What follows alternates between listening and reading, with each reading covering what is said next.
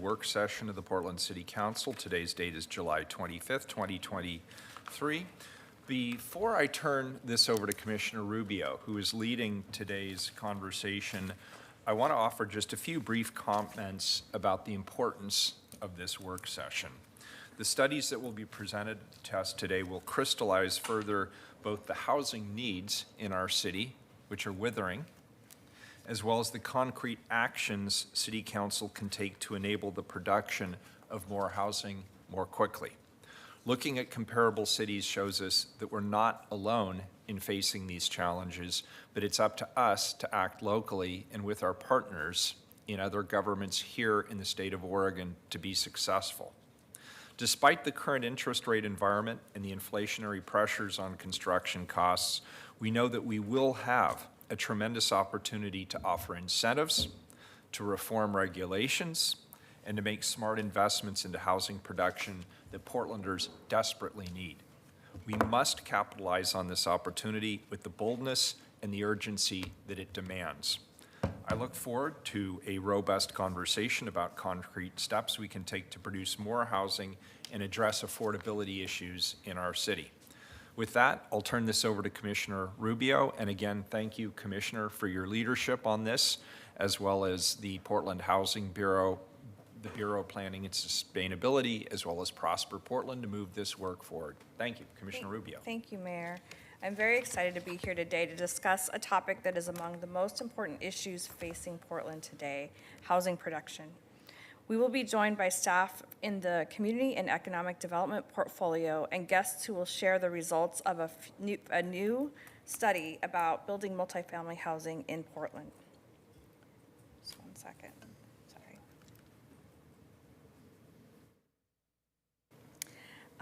There is a lot to cover, so I will keep my opening remarks brief, but I do want to cover a few key points for today. First, we all know that we are in the midst of a housing crisis, and this crisis is overlapping with other systemic issues and impacting Portland's most vulnerable residents the hardest. And we know that our housing crisis is driven in no small part by our housing shortage. We just simply don't have enough homes in Portland for the people who want and need them. And when there aren't enough homes to go around, those with the fewest resources and the fewest of other options are the most impacted. And I don't have to tell you all, as my colleagues and as key partners in this work, that the stakes are very high. From school enrollment to workers, for employers, from health outcomes to the vibrancy of our neighborhoods, Portland's future relies on us having enough housing of all types and all sizes. And most fundamentally, it's about ensuring that residents can afford to stay in Portland and can also thrive here. And increasing the number of homes available to rent and buy in Portland is a critical piece of addressing this crisis as we work in partnership to address the full housing continuum.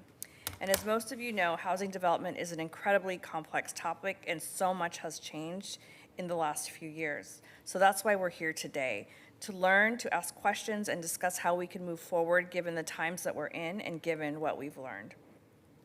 To get us started, I'm going to pass to my staff member and Policy Director, Christina Gan, who has been working closely with the amazing teams in our bureaus to move this work forward and whom will be facilitating this morning's discussion. Christina. Thank you, Commissioner. Good morning. For the record, my name is Christina Gan. As Commissioner Rubio shared, I'll be helping facilitate today's conversation. Christina, one second. Keelan, is that your laptop that has the meeting notice? Yeah, if we could, just so we can see the slides. Thanks. I don't know how to make that go away. There we go. Okay. Thanks. I appreciate it. Sorry to interrupt, Christine. Thank you. Bueno, thank you. Okay, so I'm going to be a quick overview. We'll have 3 main sections today over the course of 38 slides. I always think it's helpful to know how many slides to expect, with pauses for questions and discussion in between. First, we will get grounded. So Tom Armstrong from BPS will provide an overview of recent work that identifies how much new housing Portland will need in the future, and will acknowledge the various ways that the city influences housing development. Then we'll hear from Prosper Director Kimberly Branham and our consultant Matt Ferris at BAE Urban Economics about how market rate development happens and the current conditions that are affecting projects, as well as a recent study of how local regulations contribute to the cost of building housing. And finally, we'll hear about current work underway at the city, including the findings of the recent Inclusionary Housing Calibration Study, as well as the upcoming housing production strategy. Just a quick preview of some of the key themes to kind of get us going. Very high level, we are optimistic and planning for future growth. Currently, there are feasibility challenges for new development that we'll be diving into detail today. And finally, we're continuing to take action to help close the feasibility gap, which will take bold leadership. All right, and now I will pass to Tom Armstrong to set this foundation for us. All right, thank you, Christina. I'm going to talk a little bit about the housing policy, some of the state guidelines that we need as a city need to conform to. Next slide, please. So, and that we at BPS have been working on the housing needs analysis, which is a state-required report that shows that we have enough zoned capacity to accommodate 20 years of growth. We last did this as part of the 2035 comp plan update. And then in that interim time, the state has been increasing accountability on cities to be more intentional and new requirements, some of which we'll cover today. But essentially, we need to get into a cycle of updating these housing forecasts every 6 years. And that council needs to adopt this. And as you will learn at the end of today, we also need to go beyond just looking at a housing forecast and zoning, but also looking at what's called a production strategy. What actions are the city taking to actually produce this forecasted housing? So this first piece, the housing needs analysis, really looks at what's going on in Portland today and how, and the population and household characteristics and the development trends, and then how that informs how we expect Portland to grow in the future. The first part is existing conditions. We build on some of the previous studies, especially like the Housing Bureau's State of Housing Report, the latest census information. We go back, we look at the BDS permit information to identify development trends. And we take all those and we roll those into a housing forecast that builds off of the Metro's regional forecast. But we go deeper and begin to look at some of the different household characteristics such as income, household size, special characteristics such as elders or people with disabilities. Then we also at the same time do what we call a buildable land inventory. We look at the development potential across the city based on current zoning and current plans. We look for vacant land, not much left in Portland, but we also look at sort of lower value structures and improvements and try and identify properties and parcels that are likely to redevelop. And we look at past development trends and see where that redevelopment has happened and try and project that out into the future to see where we actually have room to grow. And that all comes together in a capacity analysis, and you'll see a draft version of that in just a minute, where we begin to look at what is that forecast and where do we have room to grow and how does that line up. Next slide, please. So I said, we look at a lot of that information, and as Commissioner Rubio remarked in her opening remarks, these maps come out of the 2022 State of Housing Report. These maps show where how different types of households can afford to rent a home in Portland. The green areas are for different households and different, we have a wide racial income disparity in Portland. We're not alone there, but this income disparity plays out on where people can afford to live. And this is based on a benchmark of what's called a cost burden household, or a household that can spend up to 30% of their income on rent or home ownership, mortgage and utilities. And so as you can see, for our lower income households, especially Black households, Native American households, Latinx households, that parts of town and parts of Portland that are affordable for rent begins to shrink, and there's almost no place in Portland on average that a Black household can afford to rent. The maps for home ownership look even worse, and there's even more limited opportunities. So today, in today's marketplace, we have a huge challenge. At the same time, we're looking at how demographics have been changing in Portland. These are some figures since 2010. And as of 2021, which is the latest data available, we've seen an increase in elders in Portland and an increase in households with a person with disability. Households with children are down slightly. Home ownership as a share of Portland is down, but the actual number of homeowners is up. And that's mainly a function of our growth, as you will see, where we're mainly building rental apartments. That's where we have room to grow. And so, the home ownership numbers as a percentage may not tell the true story. But also, 70% of our households are also 1- and 2-person households, so very smaller households. Next slide, please. So we take that demographic information and we begin to build a housing forecast. And as we said, we go off of the latest Metro regional forecast, which was for 97,000 new households by 2045 in Portland. We add a vacancy factor. We account for second homes or vacation homes to build that in and look at, that gets us to about 106,000 new needed housing units.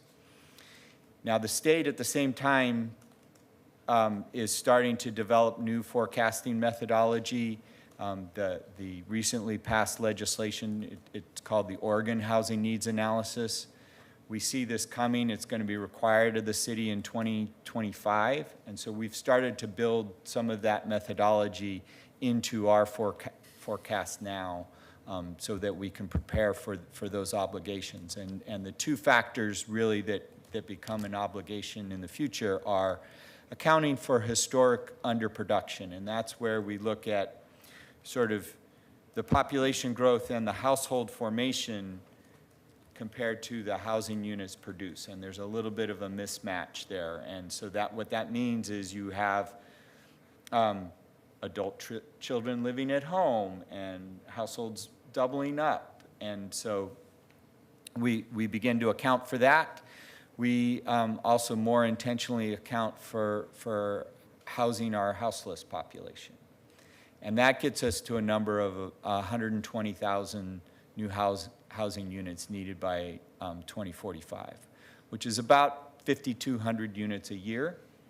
We're also looking at, the governor has set a statewide goal of sort of catching up for underproduction and houseless households by 2032. And so when we sort of accelerate the growth to catch up by 2032, we have another target of 55,000 new units over the next 9 years. Did you want us to ask questions now? I got or a hold couple on? more slides, Good. and Okay, then great. we can go that. Next slide, please. As part of this needs analysis, we begin to break this down by different demographic sectors to further be intentional about who we're planning for and how we're growing. This breaks it out by income levels. We're using the area median income levels here, which right now at 100% AMI is $80,000 to $114,000 a year, depending on household size. And what you see here is in that sort of 0 to 30, 30 to 60, 60 to 80 is what we really consider lower income households. Definitely not where the market is producing units. And when you factor in the underproduction, you factor in the houseless population, you get a target number of 63,000 units over the next 20 plus years, which is going to be a very heavy lift. Next slide, please. And then just a little bit as we look at the other side, the supply side of the equation, a reminder, our growth strategy is based on centers and corridors, with the central city in the middle and playing an important part, and mixed use and multi-dwelling housing along our transit streets and our neighborhood business districts. This is our growth pattern that dates back to 1980 and our first real comprehensive plan under Oregon's statewide planning program. Next slide, please. And that plays out in our capacity, our zoning capacity, and where we can grow. What you see here is how that buildable land inventory analysis looks across the city. We have more than enough housing capacity, 237,000 units, to accommodate that 120,000 units. Almost all of it, 90% of it, is in mixed use and multi-dwelling zones. It's spread throughout the city, as you can see in this bright orange at the bottom of these bar chart. But that we're also, with the residential infill changes, we're beginning to see the middle housing capacity, the townhouses, the fourplexes, the duplexes show up across the city. And we have 33,000 housing units of capacity. So a little bit more about how we've been growing in the past. Recently, as you can see here in dark blue, about 80% of our growth has been multi-dwelling units, most of that for rental. Condos have been a challenge. Ownership condos have been a challenge throughout the state due to some condo liability laws that can be on our sort of to-do list to work with the state to reform. You begin to see here at the bottom in blue some of the ADU production upticking in 2015 and into the late almost 2020, that's where we began to offer incentives such as a SDC waiver, and that incentivized and saw the bump up in ADU production. You see here just at the tail end in last year, in orange there, the bump up in middle housing, especially town housing, and that was in response to the residential infill code changes where we allowed those forms of development in most of our single dwelling zones across the city. The pink line shows that 5,200 units a year target for housing production and how that compares to the past. And what you see here is after the Great Recession, we really took a leap in sort of overall average production. So, you know, that number is achievable. We've done it in the past. We can look to do it. But I will say that right now in the short term, and as you will hear a little bit from Matt, we face some short-term challenges. Those are starting to show up in the development permitting pipeline. You know, this number is based on permits issued, but when we begin to look at what's currently under review, the applications that are coming in, that really is starting to fall off. And that's a function of the structural economics, and then, you know, we'll get in later today a little bit more about what we can do to help close those feasibility gaps. And then my last slide is a little bit, you know, so what can the city do to boost production? And it really depends on the type of housing we want to produce and incentivize. We have different policy tools, different levers. You know, we provide direct funding through the Housing Bureau for mainly lower and the lowest income housing units. That's where the housing bonds have come into play. For other types of housing up to, say, the 100% AMI, some of the home ownership programs, we offer different incentives, the HOLTI tax exemptions, the SDC exemptions, some zoning bonuses. And then, you know, our regulatory framework, the zoning and development standards, the SDC requirements, that impacts housing at all income levels. And so depending on what we want to incentivize and what we need to produce, we have different levers, policy levers that we can produce. And I will pause there for questions. I know that was a lot of numbers flying by, but, and you will see this again in December when we bring the full report for council adoption, but questions? Yeah, I have a couple. So the need was 120,000 units over 20 years. 120,000 units to do what? Could you just, in simple conversation speak, if we were to successfully build 120,000 units over the next 20 years, that would get us what?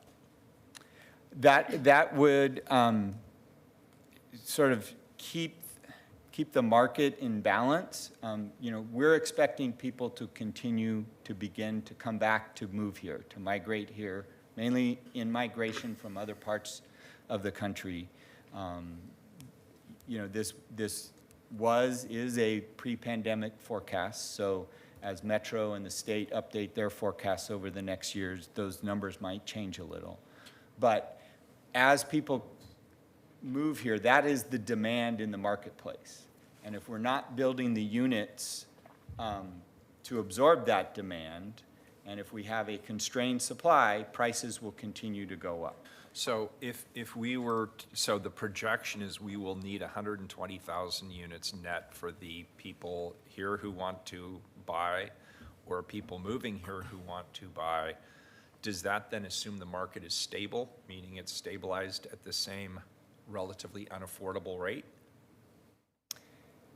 In some ways, yes, and in other ways, that's where if we begin to factor in that underproduction, you start to make up for that. I think that's one of the reasons why when we look at the sort of previous household forecasts, and we've been tracking with that for 20 years. and yet we find ourselves with these affordability challenges, which means we haven't been producing enough. And so, yes, we need to keep up. We need to produce as much as we can, and we'll begin to see that, not necessarily prices go down, but the rent increases and the price increases stabilize in a way that can keep up with wages, can keep up with inflation. Would that suggest then that 120,000 over 20 years is the minimum threshold? That's Yes. what it takes to Yes. maintain the status quo Yes. effectively? And I think Is that's that- also one of the reasons why the new state requirements have us look at this every 6 years so we can make adjustments. They also require a 3-year progress report. So it's not a sort of set it and forget it kind of thing, but, you know, as we do with a lot of our work, we're going to continue to monitor what we're producing, how we're growing, and then make adjustments along the way. And on the positive side, you mentioned that the capacity is 237,000 units presumed over the next 20 years. Is that correct? It's Yes. over a 20-year period. Yeah. And that assumes current zoning, correct? Yes.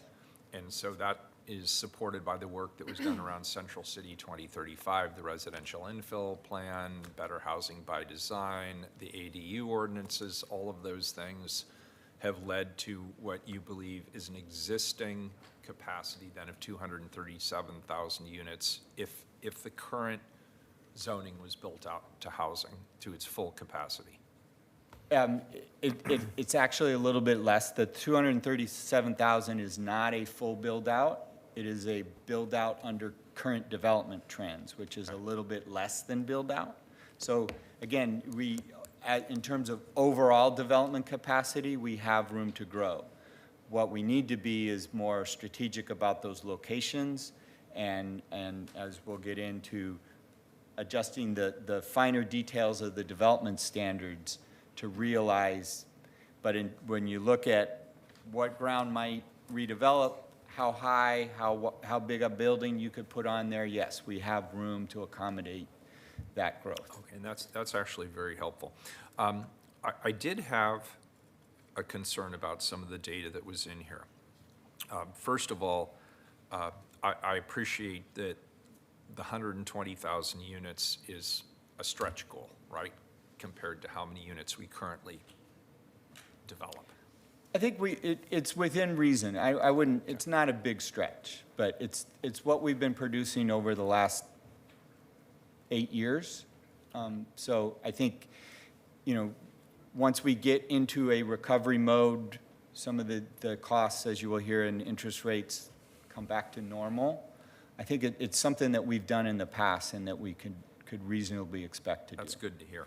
The part that maybe gives me the most anxiety is the 0 to 30 Yes. and 30 to 60, because that's really what we're talking about when we're talking about affordable, and that's really what we're talking about when we're talking about abating the homeless crisis.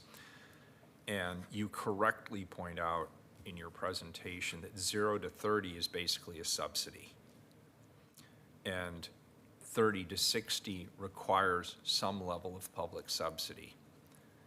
And that totaled about 60,000 units of the 120,000 units that we need. So half of the units that you say we need are on the either very affordable or the somewhat affordable side of the housing spectrum. And I think that's the challenge for us as a government, because the private sector is not going to build 0 to 30. The public sector has to build 0 to 30, and increasingly 30 to 60 isn't a particularly good proposition for the private sector either, without heavy benefits and subsidies. Have you given any Yeah. thought to that? I think you're spot on there, Mayor, and that's where the challenge lies. I think a little bit also is looking to overproduce in those higher income categories that relieves the pressure on the existing housing stock. So, you know, we've been growing a lot of affluent households, attracting a lot of affluent households here, good jobs that pay more than $100,000, $150,000 a year. Those people are looking for places to live, and if they can't find them in new housing, new construction, they're going to go bid up the price on existing homes. Or you think about 2 or 3 young people, if they can't find an apartment to rent, they're going to go rent that house, and they're going to have the income to outcompete a family that may otherwise want to rent that house. And so to the extent that we can sort of overproduce, overshoot that, the higher end, the higher income levels, that'll provide some relief, some opportunity in that sort of 30 to 60, 60 to 80 category. So we don't necessarily have to put all of those households in a new unit. So that's where the 120,000 comes in, but definitely need to focus. The 0 to 30 is the challenge, and how do we fund, those units with heavy public subsidies from the city, from the state, from the federal government. And I appreciated your slide. I forget which one it was, but you listed a fairly extensive list of government actions that we could take. Not all of them are subsidies. Many of them are regulatory changes or zoning or whatever. And so we're not without tools. And Right. I was heartened to see that. So And thank you for those that. were only the local city actions that we control. Correct. And there's also state programs and federal programs that contribute. Good. and- Thank you. Great and regional funding. presentation. Colleagues, anybody? Yeah, I would like Dan? to. Commissioner Hi, Ryan? Tom, thank you so much. It's good to see you, and also thank you to the committee. I know I recruited you, and I really appreciate that you hung in there, and we really wanted a table that had a point of view at the table. So the room was smart, and I'm sure not just one person got their way, and so I'm really grateful for that. That brings me to the slide, Tom, that said there was a temporary spike when the IH policy was passed. And then after that, when there was a dip, it was all about, the line was pandemic. I want to just make a statement, perhaps, or a question. I actually think the reason why when I was housing commissioner, knew we needed to recalibrate the study and get, I think, a different group at the table was because it wasn't penciling out. And so during the pandemic, in fact, one of the few professions that hit the ground running and working was the construction industry. So they were out there. And I believe if we looked at our housing bond, there was a lot of productivity in 2020 and 2021. So it really was the private sector that was basically putting their hands up. And so we also saw, I assume, during that period of time, some more building of units under 20 units. I'm just saying that it was a really big deal that we recalibrate the study so that we figure out how we can bring back the builders, because the private sector does most of the building, no matter how much we subsidize it. And so I'm looking forward in this session to really getting to the bottom of that. So I would just caution on that slide that we actually look at why there was that spike before the IH study and the impact of that. When you look at data, there was an impact of that also made it drop, not just the pandemic. So that's a statement I wanted to make. Do you think that's fair to make that statement? To some extent. I mean, the I mean, pandemic was, so first of all, these are permits issued. So once a permit's issued, it takes 18 to 24 months to go through the construction and open.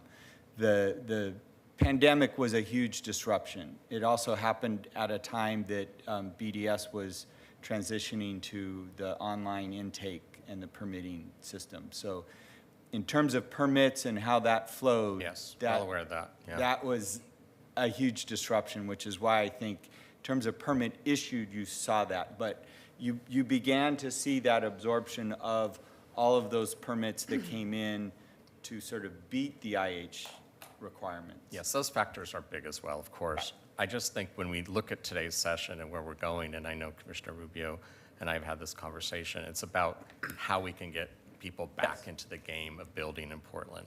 And all those factors you mentioned, especially permitting, is a big deal. But it was also the interpretation of infill housing. Just two things I hope to also see during this presentation is how we can look at that target and how we could get there, 45%. I always thought the gap between 30 and 60 is too broad, and there's many people that actually would fall around that 45% number. So I wanted to put that out. And I hope to also hear something about home ownership. I still believe that's the best way to promote intergenerational wealth when we look at our BIPOC communities. Thank you so much. Thank you. Commissioner Gonzalez. Thank you, and thank you for a very comprehensive report. Unfortunately, I'm remote, so I'll have to go back and review pieces of this later. I do want to hone in on overall construction cost in the city of Portland, and its impacts kind of across the income levels, right? So I think our last discussion, it was in council last week, in the 30 to 60 AMI area, the 0 to 30, we have some substantial potential federal and other subsidies that help bridge some of the gap. And then on the high end, we have market dynamics that really make it more attractive to build in that area. But I guess my main editorial, and just in looking at your slides, the question is where are the levers you think we can be pulling most effectively to reduce construction cost across the continuum? Ignoring subsidies for a second, what are our biggest barriers to reducing construction cost in the city? And I do think you had a slide there, but I just want to kind of nail that, because it's a part that I feel like we overlook sometimes, and we get into difficult policy trade-offs on the reasons for a particular public safety requirement or a zoning code requirement that has a lot of support for various reasons. And we sometimes struggle to really weigh the impact on cost for construction when we reevaluate that. So I guess this is high level, open-ended question. What are the biggest levers you think we can pull to reduce construction cost across the continuum in the city of Portland over the next 20 years? Thank you, Commissioner Gonzalez. Your timing is perfect. That's actually the next whole section of the presentation, is starting to dive into those and unpack them a little bit. And we have some folks here who can speak to that. If it's all right with you, can we respond to that in a moment? And before moving on, Commissioner Mapps, is there anything you wanted to ask Tom? No, why don't we move the presentation along? All right. Good morning, Mayor Wheeler and commissioners. For the record, I'm Kimberly Branham. I use she, her pronouns. I'm Executive Director of Prosper Portland. So in this section, Matt and I are going to dive into the response to Commissioner's question. So we're going to give an overview of the current market conditions with the goal of understanding how the key drivers of our housing development market are functioning or aren't functioning today, including construction and regulatory costs, and in comparison to peer cities. We'll end with a summary of the types of interventions and market changes that might increase market rate housing development in our market, and then pause for questions and discussions about the findings. Next slide, please. All right, so let's start with just a top-line summary of how market rate residential development is generally funded and financed. So as you see on this slide, I'm going to start from left to right. At a high level, new development is paid for by capital from developers and other equity investors who take an ownership position of 40 to 50% of the cost of construction and related costs and fees, and then lenders who finance the remaining 50 to 60% of the project. These funds go towards the cost of land, which is typically about 20% of the costs, carrying costs and other soft costs, so think permits and taxes, professional services like architectural renderings and environmental due diligence. It's about 30% combined. And then hard construction costs to cover labor and materials, about 60% of the overall costs, and the developer fee, which is typically around 5%. So when evaluating whether to fund or finance a project, potential investors underwrite or evaluate the value of the project compared to the costs of the project. They calculate the soundness of this investment by considering a couple of things. So you're going to hear about the net operating income. So what can you gain when you're operating the building versus the cost? So net operating income in relationship to the asset value. And then that's where they get their cap rates. And so they use the cap rates to compare to similar projects.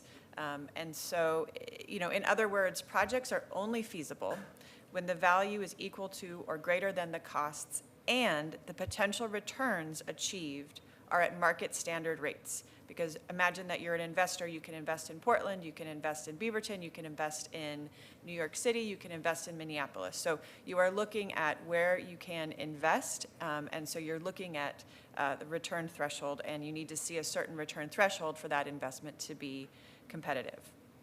So if there's a gap, some intervention is necessary. That means either, in our case, either lease rates need to increase and incomes need to increase, or costs need to decrease, or capital market expectations need to change, or some combination of all three.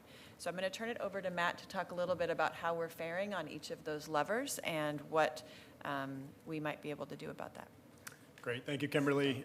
This is a great foundational perspective on what drives development feasibility. I'm going to go into the current conditions that we're seeing on the ground today in Portland. And for the record, I'm Matt Ferris. I use he, him pronouns. I'm with a consulting firm called BAE Urban Economics. Live in Portland, so happy to be working with everyone. So as you can see on your screen here, we've been working with various departments here, kind of unpacking the cost and revenue side of the equation, which is why I think that slide by Kimberly is very important to kind of set the foundation of what it takes to drive feasibility. In Portland, what we've seen, the left-hand column of each one of these figures represents what it costs to build a certain development prototype. These are all multifamily development prototypes in 2016. We differentiated based on the material used, so wood frame construction can go up to a certain height. Then you have to go into type 3 construction to a certain height, and then you move into concrete and steel as you get taller and taller. Regardless of the prototype or the development typology, you can see its cost, the cost to build housing in the city of Portland since 2016, that far right column now representing 2023, have increased beyond 50%, anywhere from 55 to 70%. In that same time horizon, as Kimberly alluded to, we've sort of addressed the cost side of this. We understand it's more expensive to build here. You have to look at the revenue side, and on that bottom text, you can see that in the city of Portland, rents have only gone up by about 24%. So we have this sort of divergence of costs have increased, rents have not kept pace, and when you factor in the rents have to keep pace with construction costs in order to be feasible. I think it's why we're starting to see a slowdown in that development pipeline that Tom referenced a couple slides ago. Next slide. So we've done a kind of number of analyses and are here to present some of our findings on various components. The first one is on the construction cost side. So we did two different things. One is we zoomed out and we said, is this cost increase that we have now shown unique to Portland? Is there something going on in Portland that's driving this? Are there factors that are unique to Portland? And so we conducted what we were calling a cost comparison analysis. We picked a 6-story prototype, figured out what it cost to build in Portland, and picked that prototype and put it in Seattle, Sacramento, and Denver, and determined what would it cost to build this same prototype in those cities, and is it comparable? Is there anywhere where Portland is higher or lower? And I think that the critical takeaways, there's a lot of detail in that study, but I think the critical takeaways, and Commissioner Rubio, you mentioned it in your introductory remarks, is that all of these cities are experiencing these similar cost increases, anywhere from 40 to 60%. As we are today, Portland is cheaper to build this prototype relative to Seattle and Sacramento, and it's on par with sort of with the city of Denver. There's some nuances in there about land costs and hard costs, but I think at the end of the day, that sort of wraps it up to say Portland experiences significant cost increase, but it's sort of this macro challenge around labor and materials that you're seeing these cost increases and the high cost of construction in our comparable cities. I think the last thing I would note before moving on is the other side of the equation is obviously rents and incomes, as Kimberly alluded to. And what we see in Portland is renter income. So again, the incomes of renters are the lowest across any of the comparable cities. And so there's this sort of maximum willingness to pay for rent before Portland renters opt to leave the city or enter into the home ownership market. And so in Seattle and Sacramento, cities that are fairly housing constrained, those rents are well above what we see in Portland, I think somewhat driven by the lack of affordable housing and the need of those renters to pay higher rents. In Denver, they're experiencing fairly similar dynamics as we are here in Portland. Next slide. So after setting the foundation of, is this a macro issue, is there something local that we can tackle, we did dig into the impact of local regulations. I think this gets to Councilmember Gonzalez's question. So we picked 5 different development prototypes, which we're seeing fairly common in our city. So this is a kind of 4-unit townhome, surface parked multifamily development, a couple of medium to high density developments, all the way up to your traditional kind of type 1 construction, high-rise residential development. Based on a BDS survey that was conducted in February of 2023, we worked with various city departments to identify what policy and various levers should we be analyzing to understand that relative impact of individual policies on the cost of building housing in Portland. Some of the policies that we looked at, again, coming out of that survey are direct fees and charges that developers and the private sector development has to pay to the city. So that's things like traffic, sewer, parks. We looked at things in the development standards and regulations, so you're thinking about bike parking, various standards that drive what can be built and what needs to get built in these various developments, as well as the permitting process. Next slide. So to summarize, we calculated the relative impact. Again, we're looking at digging into individual regulations and policies and came out with the relative impact of these various direct costs or the cost of the various regulations. The first in the top left of this box here is the SDC, so that's system development charges. Those are fees that the development community pays directly to the city to sort of offset their impact on various systems. Again, I referenced parks, traffic, sewer. And what we're finding there is that all SDCs paid by these developments account for about 3 to 7% of the cost of building housing here in the city. They are more or less charged on a per unit basis, so as you build more and more units, that per unit cost just continues to grow or stays consistent. So as the bigger building pays more SDCs, but again, it's sort of universal across the per unit. We then looked at 2 different regulatory standards, the first one being bike parking and the second one being ground floor active use, sort of requiring that the ground floor be an active use. With bike parking, the standard has an impact of about $11,000 or 3 to 6% of total project cost. This is, again, requiring that there be a portion of your ground floor, maybe in the subterranean garage, be reserved for sort of key card access bike parking. From a ground floor active use perspective, the retail environment is very challenging today. There are nodes of this city where retail is sort of struggling to find tenants, and so we have a lot of inactive ground floor through a built-out retail space that's not being occupied. Obviously, that comes at a cost to the development community, and we're finding that that can be anywhere from 1 to 4% of the total project costs. I'm going to go to the bottom right box here on design review. That's the process that kind of elongates the review time for the development community, and the kind of able to factor in the time value of money, the additional costs to hire additional architects and sort of do more schematic designs to appease or to align with design review comments, adds another 1%. So while we're not finding these big 10, 20, 30% cost factors, I think over time we're finding that collectively these can add about 15% of the cost of building housing in Portland, or $60,000 a unit. We have 2 additional items here that came up through our kind of developer interviews, kind of understanding the local perspective on these regulations. So one is tree mitigation fees, and the second is public infrastructure. Those vary site by site, so we didn't want to put a dollar figure necessarily, but we wanted to highlight that there's a lot of sort of uncertainty in the process by which you determine when you have to pay tree mitigation fees. Maybe we heard some anecdotal stories of hearing that a developer didn't have to do something, and then maybe 6 months later, after they had designed the building, realized and learned that they did have to do something, and they have to go back to the drawing board. Similar story for public infrastructure. Again, very site-specific, but a lot of sort of uncertainty around, am I going to have to do this? Am I not going to have to do this? And learning along the way, along the approvals process, whether or not you have to undertake some on or off-site public infrastructure. Next slide.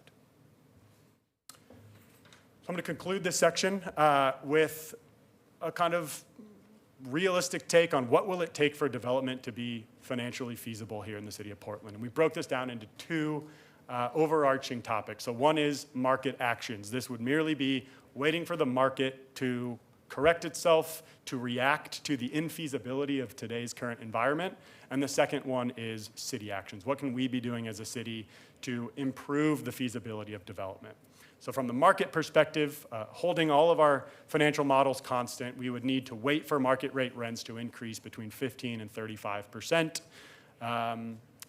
Holding rents constant as they are today, we would need to see costs come down. Again, going back to Kimberly's slide, this is really an equation of costs, rents, and investor risk analysis and their sort of interest in investing in capital here. So cost would have to come down anywhere from 15 to 40%. That's just the hard cost side, so that's labor and materials. Or across the entire board, total costs would need to come down anywhere from 12 to 30%. Alternatively, again, holding those two constant, we would need to see that cost of capital. Interest rates, we all know, have increased significantly. With that and with sort of perceived risk in investing in commercial real estate, we've seen that required investor return continue to expand. So we would need to see those interest rates fall back to where they were prior to the pandemic, and with that, we'd need to see those investor return requirements come back down to where they were prior to the pandemic. All of those certainly taking a fair share of time. Alternatively, we looked at what the city can be doing to increase the feasibility. A couple of bullet points here, and we'll go through these in a little bit more detail. Obviously, we set this foundation there about the local regulations that we analyzed, but we can look at increasing incentives. So the city offers various incentives right now, which we'll again get into in a couple of slides, but it's things like tax abatement and SDC waivers. We can think about extending those to, again, decrease that cost of building. We can look at reducing the cost of building here by reducing the time for permitting and increasing the certainty around the permitting and approvals process. And lastly, we can look at some of these code requirements that we've alluded to, right-sizing them, revising them, making sure there aren't contradictory codes, and again, adding that certainty to the approvals process. With that, I'll pause and open it up for questions. I have a couple of quick ones. First, thank you for that presentation and data. It was really fascinating. Lots of surprising results there. I think one of the most surprising results out of this entire endeavor has been around bike parking. I was wondering if we could unpack that a little bit. I think if I were to just pick one bottom line number, I think you estimate that bike parking basically adds $11,000 per unit of housing. That surprises me. So maybe we could start out with how did you guys calculate that number? Sure. Yeah, so bike parking, we obviously took our various prototypes and determined where would this bike parking go in this project. Mm-hmm. So in many cases, if you're building only above ground, you would build it in your first floor, say the corner that maybe would have had a residential unit or a retail building or retail space is now a big room for bike parking. And the code suggests that in the majority of the city, you have to build 1.5 bike parking spaces per unit. We can calculate what that room size needs to be for our various prototypes. And then we did work with city staff to determine what, if we reduced it from 1.5 spaces per unit to 1, how would that room shrink? And what can we do with that newfound space? In many cases, it's going to be a residential unit, or in many cases, it can be several residential units. So we decrease that side, determine what is that new value that we've created, because the bike parking, in some cases, doesn't generate rent on its own. Maybe it's incorporated into the rents in the building. So we looked at reducing it from 1.5 to 1 space, and then even further from 1.5 to 0.5 spaces per unit. So we were able to capture the cost of building that space and sort of foregone revenue that otherwise could be generating rent in that property. Thank you very, very much. That's fascinating and obviously something for us to think about.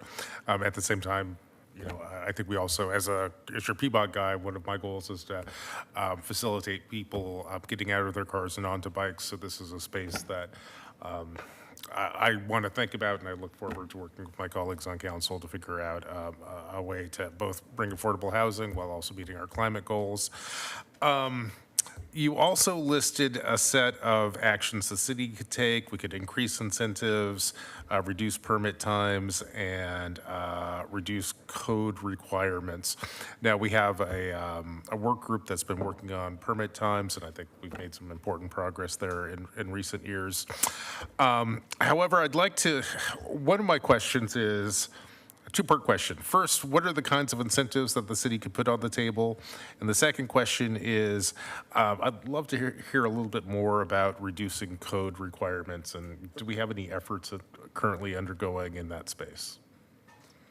could tackle the first one on incentives. We'll talk about it in a little bit, but I think the two big ones are SDC waivers, which we currently waive for deed-restricted affordable housing. So those are, again, that $18,000 to $30,000 a unit that we could consider waiving on market rate development or reducing by a certain fraction, which again, we looked at in our study. The second one is property tax exemption. So the city currently offers property tax exemption on various developments, depends on where you are in the city. Again, a little bit of a peek behind the curtain we'll talk about in a second. But if you're in the central city, you get a fairly significant tax exemption. If you're outside the central city, it's a little bit less. So we could look at, could that property tax exemption be extended? Could we think about kind of foregoing more revenue in order to offset the cost of building housing in the city? Okay. I'm your infrastructure guy on council, so I built a lot of water, sewer, roads, sidewalks, which we largely fund with SDC or with SDCs. So there is this kind of puzzle as to, we can build a house, but if that house doesn't have a toilet, that's going to be a problem. But I did notice in your data, you showed, I think, Seattle, which didn't have, although it was more expensive to build in Seattle, they don't have SDCs. Can you tell us how Seattle pays for roads, sidewalks, and sewers? Yeah, it's a great question. You caught on a pretty critical nuance here. So the way that Seattle does SDCs and impact fees is they, instead of just charging the development community a park fee, and then we can take that park fee and improve a park anywhere in the city of Seattle pegs it to the development community and says, we need a new street light, you have to build a new street light, developer.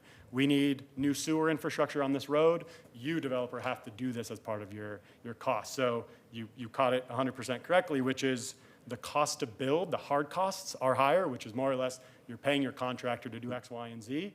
That cost is higher because you're having to do some of this other infrastructure that in the city of Portland, we charge SDCs and sort of have the city tackle that. Great. Can I add one extra fine point on that? Thank you. I think one additional distinction, I came down to Portland from Seattle. So Oh, great. I love talking about this stuff. In Seattle, those improvements that Max spoke to are all directly adjacent or right next to the site. They're not located in the general vicinity or elsewhere across town. So they're hyper-localized costs that the developer pays for.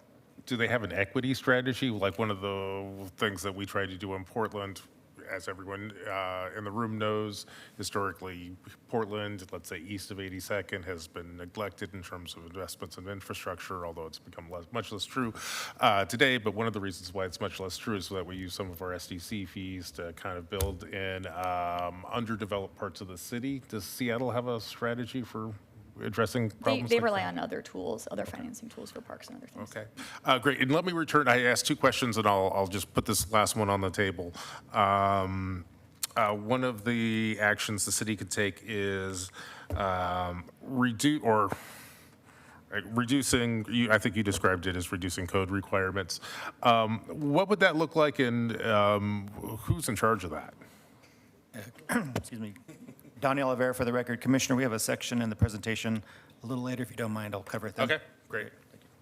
No more questions, Mr. Mayor. Thank you. May I Commissioner just add in Gonzalez. addition on Sure. on the incentive question? So in addition to those, I think the slide that Tom walked through in terms of the different types of interventions include things like tax increment finance and others. And so for major development projects, we've seen a earmarking of SDCs for a particular area, which is a little bit more like the Seattle marking, and being able to reinvest those SDCs in order to make development at scale, along with tax increment finance to help on the vertical development. So I think when we think about incentives, those are also the kinds of things, of course, that can't be throughout the city, but there are other tools that are geographically specific that we could put in place.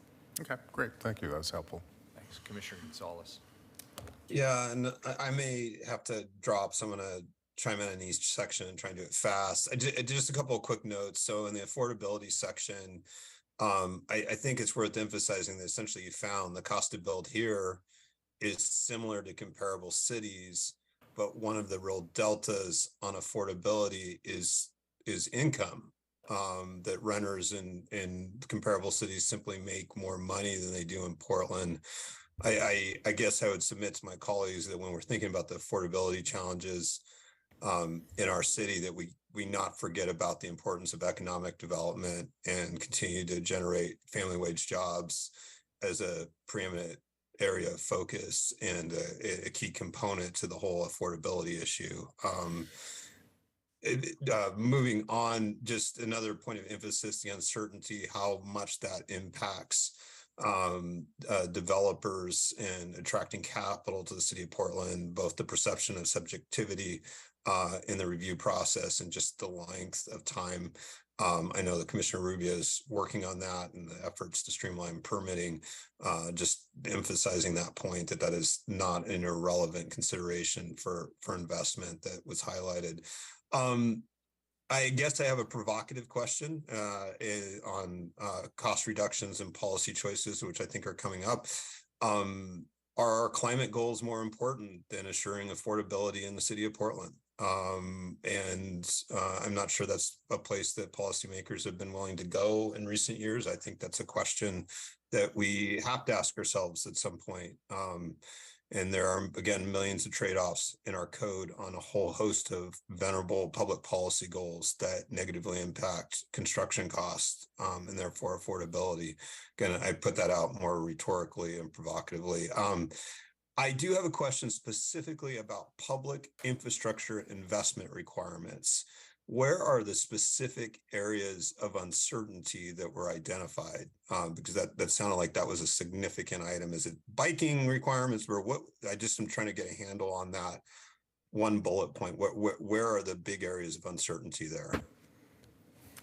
I could start. It really is sort of the gamut, unfortunately. I think there's just a lot of uncertainty around road infrastructure. Sometimes you have to upgrade the sewer. Sometimes you have to do bike parking. Sometimes you thought the entrance to your property could be here, but instead it has to be around the corner because of a bike lane. Again, all of this well-intentioned, but has kind of an impact on what improvements have to be made in order to get that development through the permitting process. So I would say from a cost perspective, the digging up a road and upgrading the sewer is probably the biggest thing we can ask the development community. We also heard things about new street lights, upgrading various kind of infrastructure. So I think one of the reasons, Commissioner, why we didn't note the actual cost is because we sort of got all of these anecdotal stories that said it was this over here and that over there. But I think having some certainty from the beginning is probably more critical than anything else.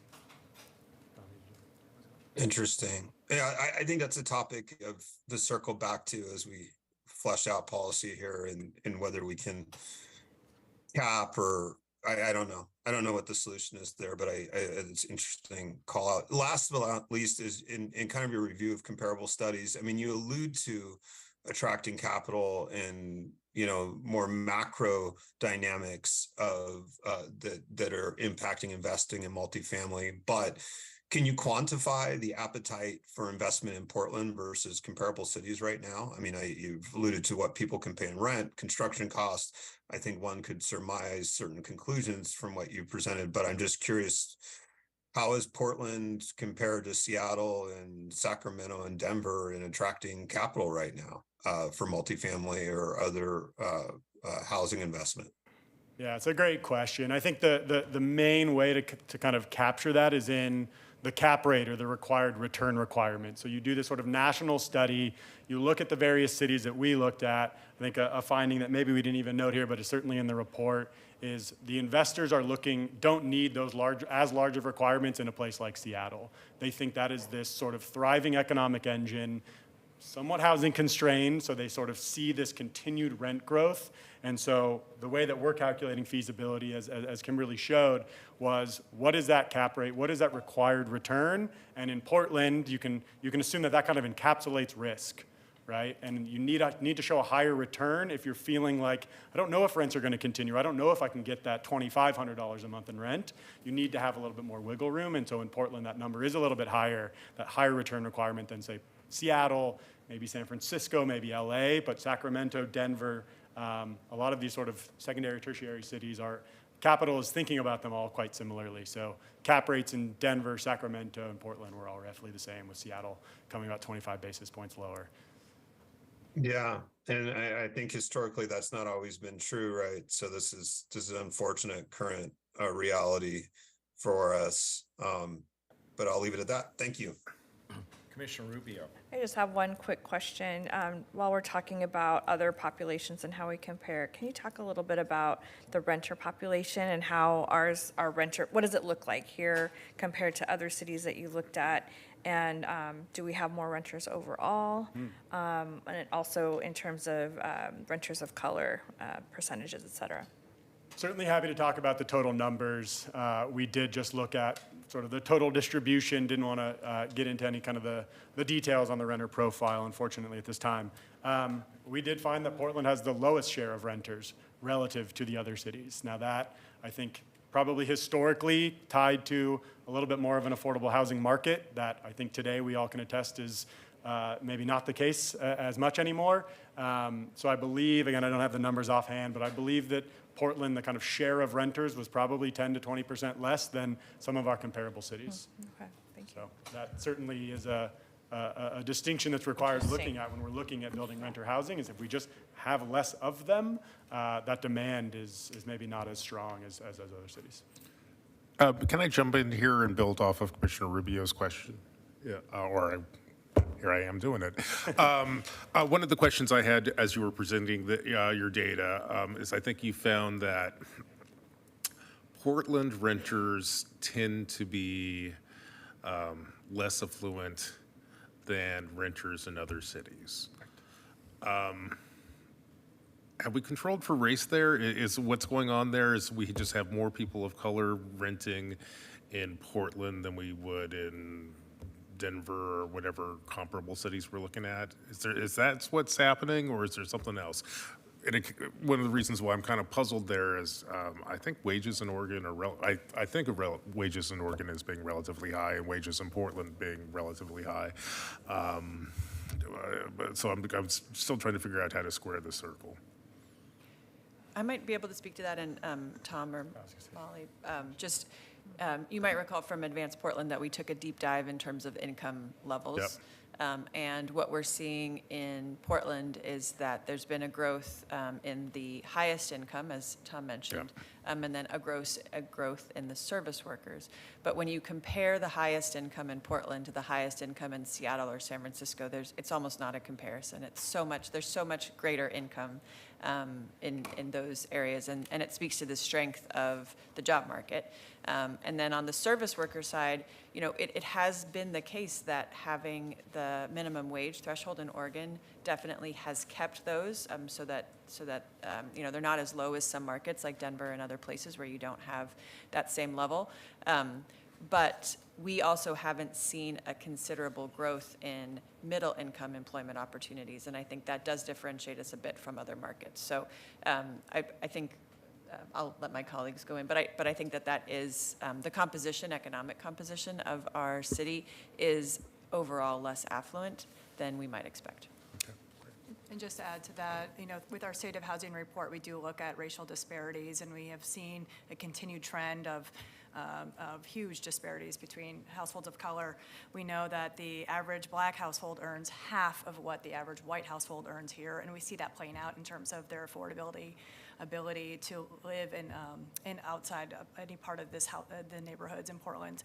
So the average Black household can't rent or own any household, any neighborhoods here. So that does play out. Looking at how we compare to other cities, that's something we haven't fully explored.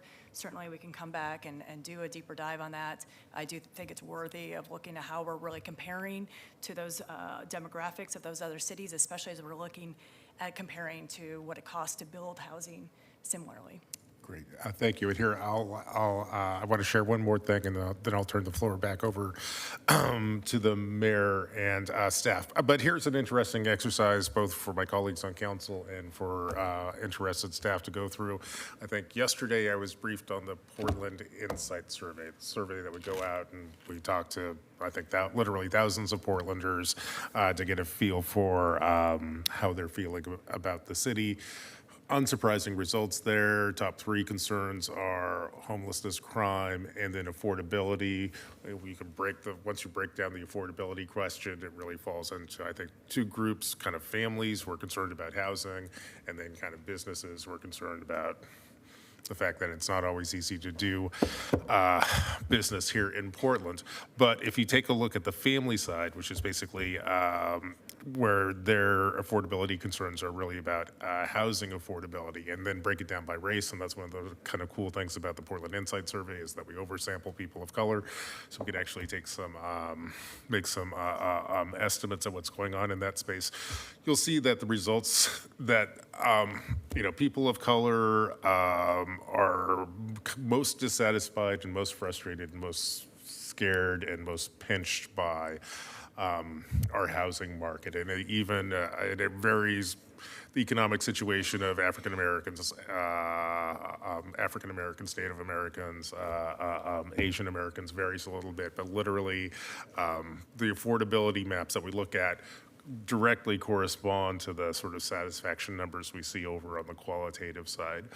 The lesson I take from that is basically this: obviously this stuff really matters. It impacts the lived experience of Portlanders. And if we want to improve the lived experience of Portlanders, especially our most vulnerable Portlanders, really zeroing in and targeting or developing strategies that help our renters of color really matters. And I think I see that message from a bunch of different instruments. So thank you for letting me share that. I'll turn the floor back to you, Mr. Mayor. Great. Any further questions for now? Commissioner Ryan. Thank you, Mayor. Good to see you again, Matt. I know we met yesterday, and that was helpful. When you were looking at SDCs and you said it was 3.7% of the project cost, and that doesn't really take in all the time frustrations with managing that, of course. Did you do comparables to the same cities that you did comparables for on price per unit? Yeah, we did. That would be I great don't to have have in that the public data record. offhand, but I think we even allude to it that Portland SDCs, aside from Seattle, which treats them in a little bit of a different way, are actually a couple $1,000s less than our comparable cities on a per unit basis. Okay, and then did you also do comparables to the local market? It's always good to look at Beaverton, Hillsborough, and Gresham. We have not done that analysis. Okay. That's just something that we'll keep considering. I'm grateful you brought up the bike parking. I'll have to tell you, when I was housing commissioner, I didn't go to any opening without someone whispering. There was always a whisper. Gee, we could have one more unit here if we didn't have this requirement. Not to say they didn't want bikes, but it just felt like it was much grander than was reality. And so I'm grateful you did that. And I also always noticed how shy people were to really make that point. So I think it's really good we're having this conversation about that. I also just want to make a point that trees are infrastructure, since I have the mic. So just remember that trees are part of our infrastructure as well. And that's why we put them into that infrastructure with the three other infrastructure bureaus with our evolution of permit improvement. And so what I've liked about the early learnings on that was that it allowed them to finally put themselves in the customer's shoes, I think, a little bit better. I know better than it was before, because instead of passing on to the next inbox, not thinking about the totality, now the four infrastructure types are there having the same permitting conversation. So that alone, I think, will really improve our permitting process and give much more empathy, if you will, for what it was like for the project developer to try to follow the bouncing ball into the three other units. So I'm hoping that we continue to see some improvements that come from that. But really, that one I want to bring up, I called it code clutter, and it was that we have a tendency to pass a lot of policies. That happens in politics all the time without any consequences of how it's implemented. And then there's this challenging report back to the electeds that perhaps maybe we can start cleaning them out a bit so it becomes more usable in the world of reality that we're in. There's some real dated ones in there. And I know I'm looking at Director Esau, we were always challenged with that concept. As we were doing permit reform in the early days, it took a lot of action to try to wake up the people in charge of the coding. And so I'm happy to see that also elevated. I really think that we will see a lot of improvements once we give full attention towards that. Have you seen Portland to be unique in that regard, or is this a challenge all over the country where policymakers get excited about passing such codes, but sometimes we don't take a pause to notice how does this one seem really similar to a past one, and how confusing would it be if you were developing to see sometimes 5 different ones that are kind of similar, and then you could get 5 different interpretations from professionals on the staff?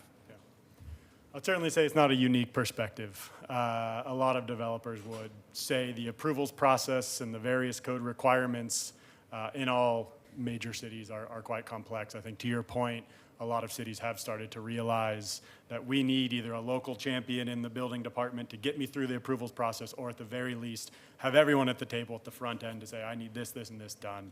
So I think to your point, we did even hear from some of the developers that things are improving locally on kind of having that certainty from the get-go.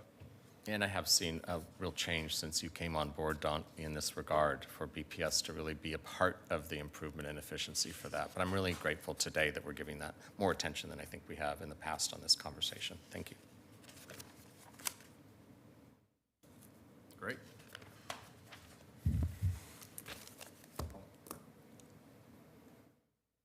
All right, I think Molly, I think you're up. Yes, great. Good morning, Commissioners and Mayor. For the record, I'm Molly Rogers, Interim Director of the Portland Housing Bureau. I use she, her pronouns. In this next segment, Matt and I are going to be focusing on some recent actions by Council, those currently underway, and a set of recommendations of how we move forward. We'll then hear from one of our inclusionary housing panelists, Sarah Zahn, Director of Development for Security Properties Development, who works in both Portland and Seattle. Over the past few months, Council has already taken action to ease some of the current feasibility challenges on housing production. Just so as a quick reminder, we've approved a system development charge exemption for office buildings in need of seismic reinforcements in order to be converted to housing.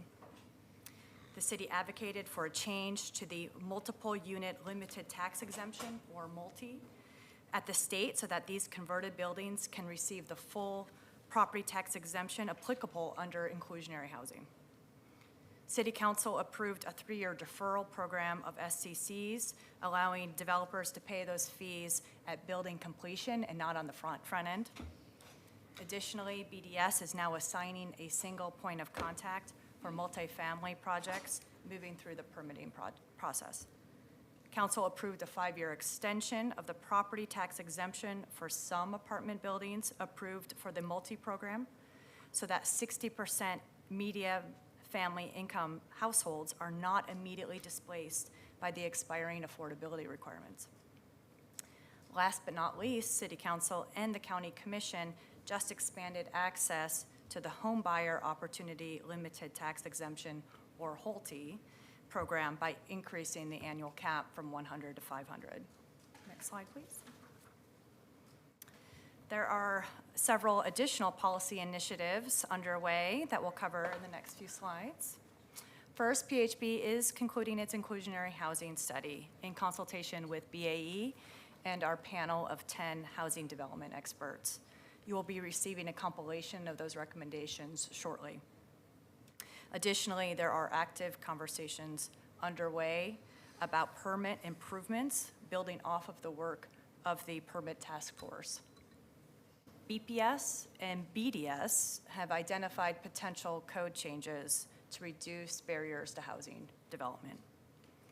And earlier this spring, Council approved Prosper Portland's 5-year inclusive economic development strategy and launched the exploration process for potential new TIF districts.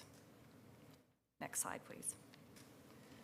So among the key takeaways from this study is that we can say conclusively, overall, inclusionary housing is working, but it could benefit from some refinement. Following the wave of projects vested prior to inclusionary housing, we have seen more than 1,000 new affordable units created that would not otherwise been built if not for inclusionary housing. These new homes come with 99 years of affordability. And these units have been achieved well below the foregone revenue cap that was established by the city and the county when the program was first created. So through market rate development, buildings with 20 or more units, our inclusionary housing policy provides options for on-site units at 80% of median family income, but it's calibrated to prioritize on-site units that are affordable to households at 60% of MFI. The program provides options to meet the inclusionary housing requirement in off-site buildings, and offers projects to be able to pay what we call a fee in lieu of providing the units. So with the fee in lieu option, a project no longer has an inclusionary housing obligation, but it also does not then have access to the corresponding development incentives and financial benefits offered by the program. And we're going to see how that's important in some later slides. Next slide, please. So for this review of inclusionary housing program, we engaged BAE, who you just heard from, and we also convened an external stakeholder work group to provide up-to-date costs on residential projects and review staff and consultant analyses in each area of study and associated findings. So I just want to take a moment to acknowledge Commissioner Ryan, who convened this work group during his tenure as the Housing Commissioner. There were really 4 key questions we undertook in this calibration study. First, are the incentives adequate to offset the IH requirement? Second, are our policy objectives being met? Meaning, do we create more mixed income buildings with more affordability throughout the city? We also wanted to know if we could simplify program requirements. And finally, we needed to really take a look at what inclusionary housing played out into the broader picture of other development feasibility challenges. Matt Ferris will now expand on the study's takeaways and findings. Thanks, Matt. Thanks, Molly. So I want to go through the critical findings of this inclusionary housing study. We obviously created a range of development prototypes. What we're going to talk about now is kind of this nuanced question of the city is offering these various incentives to a developer who's abiding by inclusionary housing. And as sort of Kimberly's figure that we talked about several minutes ago shows, the impact of inclusionary housing can be calculated. It can be a certain number of these units are getting less rent based on the requirement. We can take a capitalized value and say that is reducing project value by a certain number. And then we can also compare that to all of the incentives that the city is currently offering. In the central city, that is a 10-year full building property tax exemption, and the affordable units, if they're at 60% AMI, are waived from paying SDCs. Outside of the central city, the property tax exemption only applies to the affordable units, and again, 60% AMI or MFI units receive the property tax or receive the SDC waiver. So what we're finding is that in the central city, the impact of inclusionary housing, again, that lost value driven by slightly reduced rents on some of the units, is being offset by all of the incentives that the city is offering. That 10-year property tax exemption brings a lot of value with it. And so we're able to kind of align those and realize that even in kind of the highest cost, newest development, that tax incentive is more or less there to balance. Now, we're not talking about the cost of building or the overarching feasibility, but we can confidently say that in the central city, the incentive that the city is offering is offsetting the cost or the impact of inclusionary housing.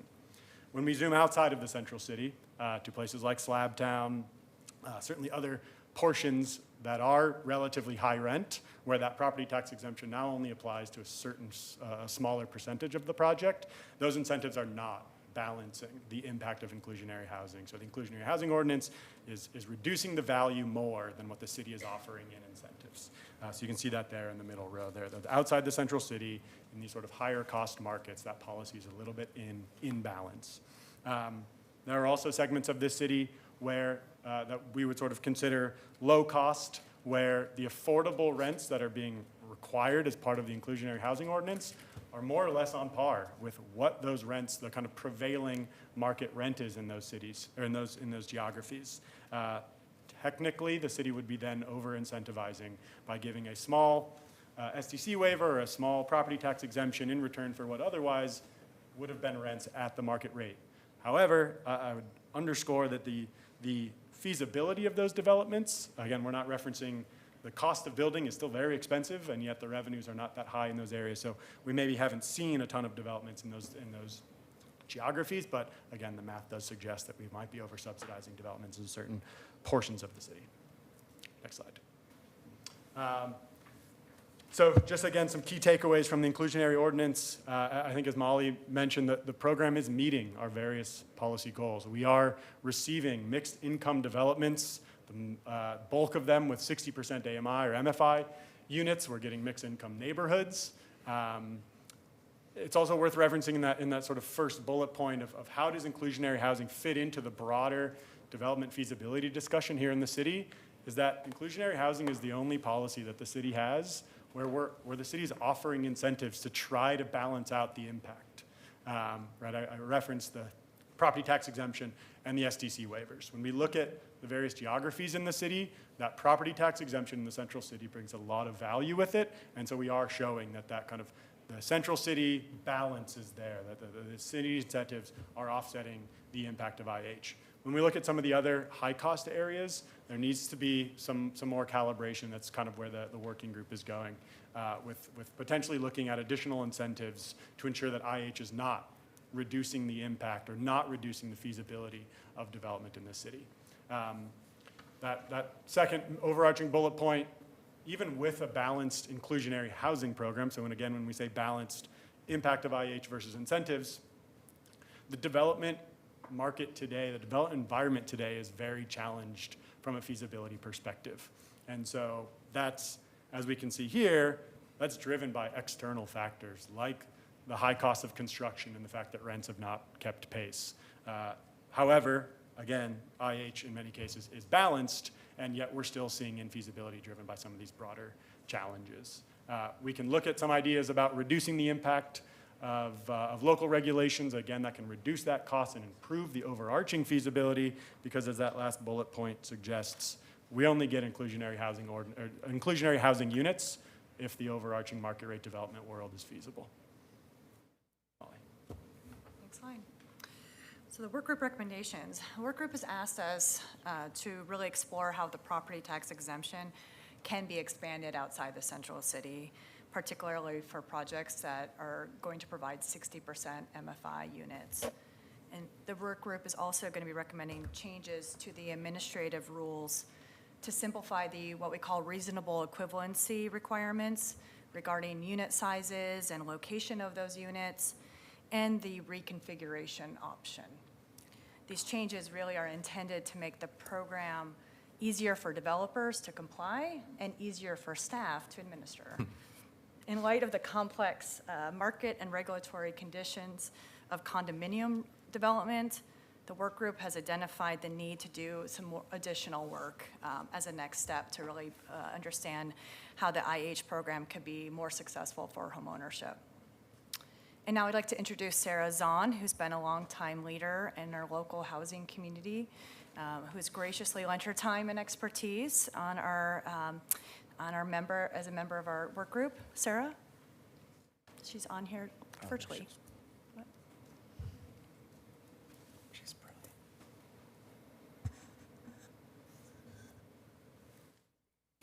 Sarah, I think you're muted. Yeah. Sarah, you're muted. There we go. Yep, thank you. Okay. Good morning, Mayor and Commissioners, and thank you very much, Molly. I want to thank you for inviting me here today to participate in these important discussions about how we can work together to encourage and increase housing production in Portland. As Molly said, my name is Sarah Zahn. I'm a development director for Security Properties, which is a Seattle-based development firm with a strong multifamily development presence in Portland. Prior to joining Security Properties recently, I've spent more than 15 years working in housing development in Portland in both affordable and market rate housing capacities. Since last fall, I have served on the Inclusionary Housing Work Group, working closely with Portland Housing Bureau staff and consultants to examine how the city's inclusionary housing program intersects with and impacts market rate housing development. I want to commend staff for their diligent work and attention to this important issue. BAE's analysis of current market conditions and local regulation is, in my opinion, an accurate reflection of the challenges faced by many developers today. Among my peers, the consistent sentiment is that most projects are either stalled out or infeasible to pursue. I'm heartened that the city, in particular the Portland Housing Bureau and Commissioner Rubio's team, are acknowledging these challenges and proposing meaningful changes to the IH program and beyond to have a real impact on project feasibility. This set of recommendations from the work group, specifically and most importantly, the expansion of the property tax exemption for inclusionary housing units targeted to the 60% median family income level is a direct response to a shared understanding of the challenges faced in today's market, as well as the housing needs of our community. It is worth noting, and Matt touched on this a little bit earlier, that many of our West Coast peer cities are undertaking similar efforts to encourage housing production. And we want Portland to be on equal footing as market conditions improve. Our developers compete nationally for debt and equity partners who have many choices on where to invest. I applaud this collective effort to streamline and remove costly regulatory barriers to housing development and for engaging the development community in this process. I encourage City Council to continue to explore all levers beyond IH to help increase housing production. Thank you for having me here today. Thank you, Sarah, so much. Next slide. Our next steps really is for advancing these recommendations is we really need to do a deeper dive and analyze the potential impact on foregone revenue on both the city and the county for each of these different scenarios that the work group is recommending. That work is already getting started. And once that's done, we'll propose a package of specific code changes for council to consider. We will also need the county commission to approve an expansion of the multi-property tax exemption and a few other program parameters. Additionally, PHB will also be able to advance some of these recommendations more expediently via administrative rulemaking. Specifically, these are changes related to off-site buildings and the reasonable equivalency parameters for unit sizing. So the work of the panel and our consultants have allowed us to conduct an in-depth review of the program's effectiveness since its inception, and really more importantly has given us some tools to evaluate the program within the context of this difficult financial climate we face in the wake of the pandemic. I want to just take a moment to really thank our work group members and BAE specifically for dedicating their time, expertise, and innovative thinking to this work. It is thanks to their engagement that we are able to arrive at this robust set of recommendations. With that, some more time for discussion. Great. Any questions for this next segment? It looks like Commissioner Gonzalez. Just quickly, I don't know if you can pan back to the slide of Central City, east side with the two, high income or more expensive. And yeah, so I guess this is super informative. I just want to test an assumption here, however, and I think the conclusionary comments get at it. In Central City, we're almost inevitably facing seismic upgrades for projects, right? So even if we're over incentivizing, according to this analysis, we're still not necessarily triggering development because the delta is so significant that it's all kind of moot, right? I mean, it's yes, we're over incentivizing, but development's not incurring. So I guess I'll pause there. Is that a fair interpretation? Just looking at when we're talking Central City, is it fair to assume we're almost always talking about some form of seismic upgrade, and that the CapEx required is so significant that we're not on a road to, in the short term, to seeing a lot of development there? Or are you getting different signals on any of those assumptions? Yeah, it's a great comment.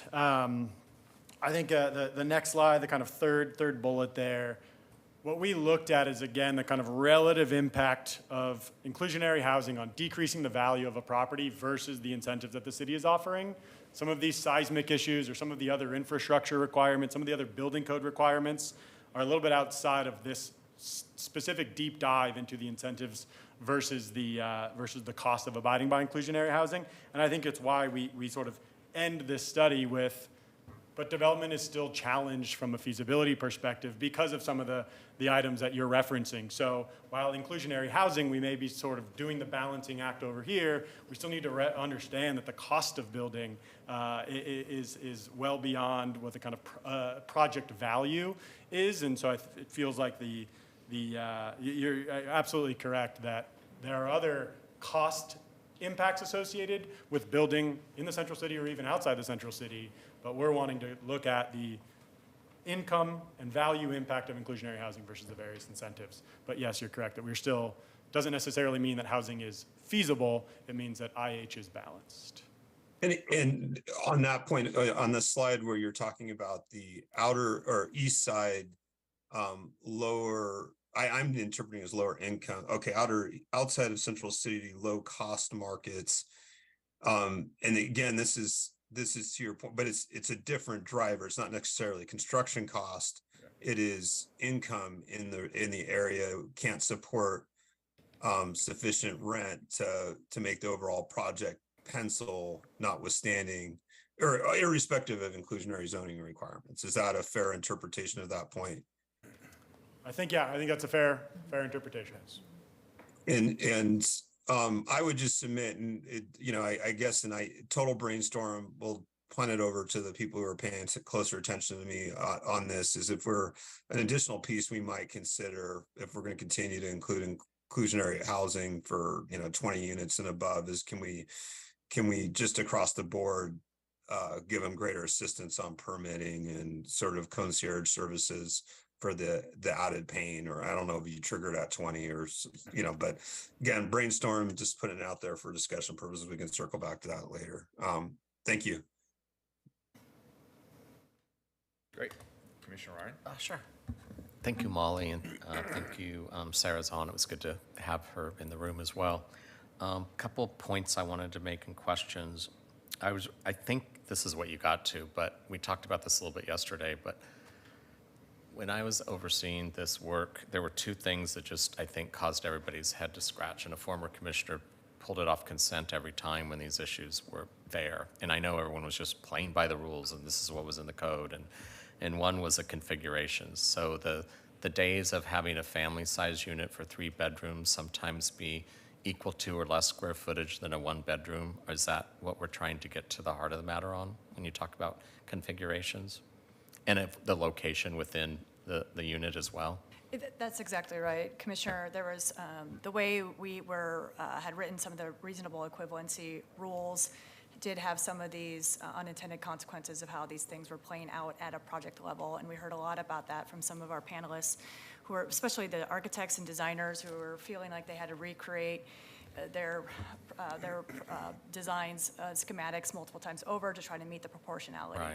So we're simplifying that, we're creating a little bit more flexibility, but we're also clarifying what an average bedroom size looks like to address these potential confusion. I just want to also note, the state legislature did change statute to then allow every multi-approval to not have to go through a formal approval every single time. So no longer will council have to hear on consent or on a regular agenda every single multi that comes to council. That will also expedite each of these projects as they're going through the permitting process, and will help staff focus on the matters at hand. Great. And the other one, thank you for that explanation. The other one was that 80% AMI at times would be higher than the market rate, with the hope that over 10 to 20 years that would all not be the case. And so that's the other issue that you're looking at. Well, that's what Matt alluded to in terms of where we're potentially are over-subsidizing some of those areas where the rents aren't even at 80, and so if we restrict it at 80, it doesn't have an impact on their feasibility, in terms of the IH impact. So I think the overall point is, when we're looking at all these various scenarios as we try to expand and really right-size the multi-portion of this program, the property tax exemption. There's different ways to really look at that. We want to make sure, the work group was really consistent. They want to have more incentives for the 60% AMI affordability, and that was a resounding, consistent message we heard from them. So we want to continue with that prioritization. We've seen that with the current calibration, more 60% than 80% units being created through inclusionary housing. So we want to continue to see that trend going forward. Great. I really appreciate that you broke it down into different segments of town, Central City, and then when you go out further, especially past 82nd, it's just so different. So really good work. I appreciate that homeownership was mentioned. I didn't really know where the teeth was on that, but I think that that sounds like something to stay tuned on. I look forward to that.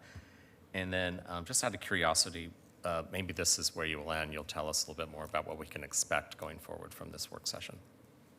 Because what was mentioned were things that would come back to council, and I'm just curious about the timeline. So there'll be one more section after this, Okay. and then I think Commissioner Rubio will wrap it up, and maybe she could include that as part of her concluding remarks. Did you have something, Christine? No, are folks ready to move on? I had one question. I think I know the answer to this, but I just want to make sure that I'm level setting for myself. The inclusionary housing requirements as they currently exist go down to 60%. Is that correct? What's the floor? Well, the requirement is 80% AMI. We provide With a buy additional down to the incentives 60. to do, so the inclusion rate is 20% at 80. Okay. And you could, though, meet the obligation through doing 10% at 60 Okay. with so additional incentives. The flag I just want to put out here is going back to my earlier theme around the homelessness piece of this, 0 to 60% has to be subsidized. IH doesn't even get us to that. So while I see the value in this tool and I appreciate the fine tuning that the study suggests, I just want people to be aware that the airplane is flying over the 60,000 units that we need 0 to 60 over the next 20 years. So when we talk about affordable, I want to be very clear about what level of affordability IH is actually providing. Yeah, I would just say IH is not addressing the 0 to 30 need there, but the sort of that 30 to 60 or the 45 to 60 that Commissioner Ryan was talking about, that's where IH is making a difference. With the buy down. With the incentives that. Correct. And I forget what the break so far of that 1,100 units between 80% and 60%. I think it's about half. Yeah. And That'd actually be interesting to get that information as well. I don't need it right now. Great. It helps. In that 0 to 60 as a whole, IH is one of those policy levers that helps produce those units, Okay, not good. at the 0 to 30 level. Okay, good. That's encouraging. Thank you. I really appreciate that. Good report. Section 3, I believe. At least 4. Okay, great. So we're now going to shift to work that is currently underway. So I think it's going to start to get at some of the questions some of you have had about what we can do. We're going to start. We have 3 or 4 things to talk about. We're going to start with something that has been a focus of the council for the past few years, admittedly, probably much longer than that, permitting issues. As you all know, in early 2021, Commissioner Mapps and Commissioner Ryan launched a permit task force, which is a team of city staff that have been meeting regularly to identify and advance strategies to improve the city's permitting functions. I think we have a slide we can. Have you all seen that? Oh, yeah, you are. Okay, great.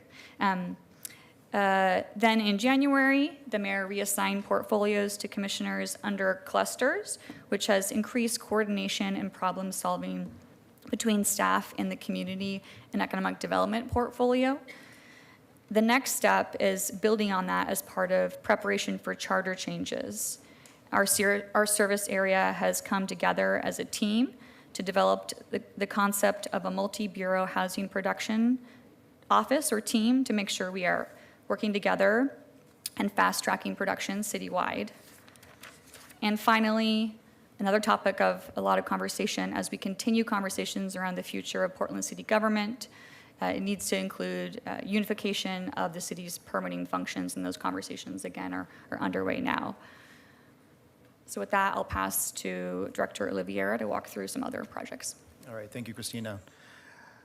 So, Commissioners, Mayor, I want to just kind of take a step back to acknowledge that my colleagues here have kind of outlined our needs, our market conditions, the challenges we're facing at a macro level and locally on how to ramp up housing production, but also meet the demands of the range of residents in Portland. So I'm going to kind of walk through some of the actions we're currently undertaking as a collective portfolio under Commissioner Rubio and kind of outline what's next. I want to start by acknowledging, Commissioner Ryan, that you mentioned a sort of code cleanup. And so even though it's not on this slide just yet, I want to just acknowledge that we've picked up the Regulatory Improvement Code project, which was a longstanding sort of ongoing system administrative cleanup work that BDS and BPS collectively worked on with other bureaus. Council gave us resources last year to work on that, so we'll be bringing about 65 tweaks to our code that would normally just be administrative functions, but this is the sort of kind of like good government work that we've picked back up to just kind of, true up our existing code. But those aren't sort of the main changes that we're really looking at when we're talking about really leveraging all the tools in our toolkit. So in February, BDS conducted a survey of developers. We got just shy of 1,000 responses that outlined the potential code requirements and changes that could have a significant impact on the current development market. And what's outlined here are sort of those 4 buckets that I'm gonna walk through briefly, but I want to just acknowledge that this just isn't a deregulatory movement. This is also, and you've heard this earlier today, an opportunity for us to true up our systems, to actually provide that certainty and streamlined process so people understand, developers understand what they're getting into when they try to build in Portland. Right, so we're not just trying to scale back. I do believe we can meet all of our goals, Commissioner Gonzalez, in terms of climate and housing and economic growth models. I think those are actually all potentially met together. So on that, we took the survey results. We worked with the permitting task force that Christina just alluded to, and BPS and Bureau colleagues around the city. We came up with a list of a high level, but nonetheless, these are sort of the kind of the key markers that we think we're going to be working on to bring to the Planning Commission later this fall on how we can streamline our co-development process. So in that first bucket, we're talking about those development standards. We have a range of options in the bike parking realm, for example. Matt alluded to the different scenarios that we could proceed with. We'll obviously work with community stakeholders on that, but that's, again, truing up our bike parking standards and how we might be able to reduce that cost burden through that. We heard about the ground floor active uses, and again, ensuring that we're maximizing housing space. And then non-conforming upgrades is a standard that we can true up from a certainty process for developers. In Central City specifically, we've heard a lot of feedback on the existing master plan requirements, and that's something that we've been working with Prosper on for a while now, but we think we can true that up in this next phase. And there's things like, and these are just a couple of examples, bird glazing and eco roofs that, again, have environmental benefits that we don't want to just completely denounce, but we're trying to true up to ensure that those standards are actually meeting their goals and are not just hindering development. On the design side, these are largely about standards again, but the facade articulation, ground floor active use again, and security gates and lighting have come up frequently in terms of the standards and going through design process for things that should be sort of by right. And then again, you've heard a lot today, but process. What does it take to get through our development? It's not just the hard cost, it's time. The developers have been very clear that it takes a lot of additional time and impact on financing to get through our design process. And I also want to acknowledge that BPS has been working on some land review expiration date work for a while now. And the neighborhood contact thing is something Commissioner Ryan and I have had a conversation about almost a year ago, and that we'll be putting that into our process as well. So that's just a quick run through of the code changes. Next slide, please. But as you heard, it's not just about our own code, it's also about financing and ensuring that we're making these feasible. So in June, you all adopted a pathway for the TIF and exploration, and that's being led by Prosper Portland. I won't go too much of that here, but that is really critical to ensuring the feasibility of these developments is real. And then next slide, please. So this is sort of the what's next piece of this conversation. So the state has a new requirement that by December of 2024, we have an updated housing production strategy. And really it is the soup to nuts, like what is the city of Portland going to do to meet our target goals after evaluating the need and ensuring that we're actually meeting those targets that Tom walked through. And we're looking at a variety of functions. So funding, financial incentives, the preservation of affordable housing, partnerships, zoning code and map, reducing other regulatory burdens. These are sort of the frameworks that we'll look at to ensure that we actually have a very implementable strategy. So Mayor, we're not just doing the bare minimum. We're going to try to hit those stretch goals to hit all the range of housing needs that the city's looking at. I want to acknowledge that this work is underway already. We're not just thinking about what's next. This is stuff that we've been seeing from all the bureaus around the city focused on housing. So next slide, please. So we just kind of broke down some of the greatest hits of what we've been recently doing, but also the ongoing work that you'll be familiar with in various forms. So just looking at the affordable housing bucket of work. So this is the implementation of our bonds, existing TIFs, the multi-programs, SDC exemptions. It's how we're delivering those tools already today to ensure that we're maximizing housing production and getting those permits from permit process to production. On the ongoing side, you just heard about the IH calibration study, but we've had city staff working on public land inventory and to activate ARPA funds to assure that we're accessing land that is available for the city to return into housing. Portland doesn't have a land use challenge when it comes to housing. We have a financing to get it, get the right housing built at the right place, central city centers and corridors, et cetera. So those ongoing projects are going to be focused on that. And then when it comes to zoning and code updates, I just alluded to some of the things that we're working on today, but we had a host of housing code that council had taken up in 2019 from Better Housing by Design, residential infill, and those are actually realizing in actual housing units now. And so we're seeing the impact of those code packages today. Again, permitting, there's a lot of different tools in our toolkit that we want to update. But the permit task force has been looking at both regulatory improvement, code development, process improvement, and of course we have a couple of pilot projects that we're going to be focused on in the coming year. And then TIF, again, I won't go into too much detail because Prosper leadership had walked through that with you last month. But again, Advanced Portland is a new inclusionary development pathway for us, and our economic development strategy is directly tied to our housing strategy. In order for us to get our rents up, our communities have to be making more money, and that means we have to be attractive to potential businesses to come to Portland. And last but certainly not least, we're working with the governor's office on their Housing Production Advisory Council and activating those dollars that they've set aside to ensure that they come to Portland and are used well and quickly. I'm trying to go through this quickly because I know we're short on time, but that is the framework for our housing production strategy, and that we'll be coming to council with later this year. And that is it for today, folks. So I think we can open it up for another round of questions and discussion. Anything else before we turn it over to the Commissioner Rubio? I have just a couple of quick items. Some of these I can shorten to just statements. First, let me note, back to the bike parkings issue, I'm glad that some recommendations will be coming forward to council on that. I also want to share that this is a space that PBOT has thought an awful lot about too, and I hope that there's some staff level dialogue. I think PBOT has some helpful suggestions that I'm sure they would like to share. Second item, this goes back to the permitting task force. At this point, I think both Commissioner Ryan and Rubio and myself have helped lead this task force over the course of the last 2.5 years.